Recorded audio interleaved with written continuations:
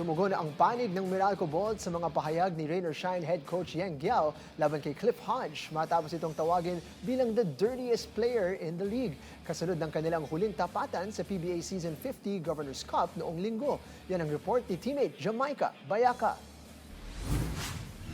Umabot sa palitan ng pahayag ang kontrobersiya sa pagitan ng Meralco Bolts at Rain or Shine Elasto Painters. Matapos tawagin ni Rain or Shine head coach Yang Giao si Meralco forward Cliff Hodge bilang the dirtiest player in the league. Ito'y kasunod ng kanilang laban sa PBA Season 50 Governor's Cup noong linggo kung saan nagwagi ang Elasto Painters sa 85-83. Nagkaroon ng nito-ni collision ni Hodge at Rain or Shine guard Adrian Nocum sa 4 minutes at 6 seconds mark ng ikatlong quarter habang tinatangka ng Meralco forward na humugot ng offensive foul.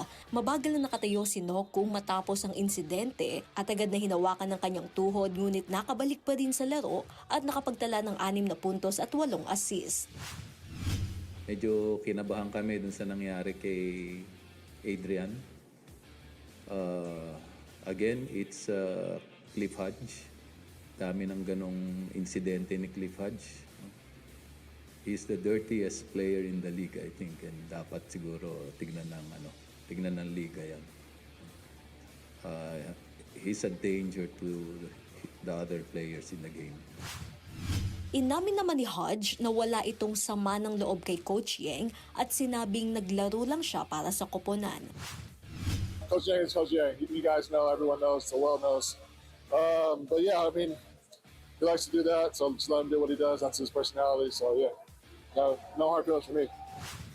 Kaugnay ng issue, naglabas ng opisyal na pahayag sa social media ang Meralco at pinagtanggol ng Phil ang player. Sinabing ang insidente kay Nocum ay purong aksidente at hindi dapat bigyang kahulugan bilang maruming laro. Ayon sa Bolts, hindi makatarungan, walang batayan at hindi profesional ang pahayag ni Giao. Binigyang diin din ng koponan na pinaninindigan nila ang mataas na pamantayan ng profesionalismo, disiplina at maayos na pag-uugali ng kanilang mga coach, manlalaro at mga kawani.